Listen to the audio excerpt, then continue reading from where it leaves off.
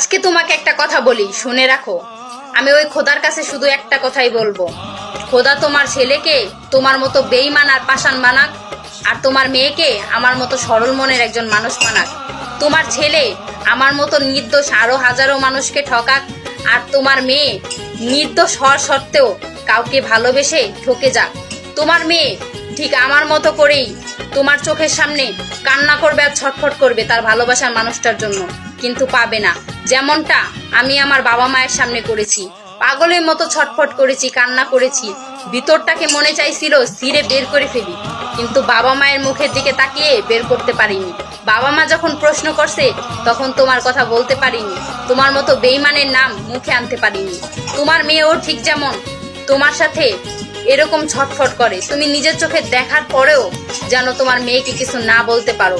তোমার নিজের চোখের সামনে ঠিক যেন তুমি তোমার মেয়েকে ধ্বংস হইতে দেখো, যেইভাবে আমি আমার বাবা মায়ের চোখের সামনে নিজেকে নিজে ধ্বংস করছি।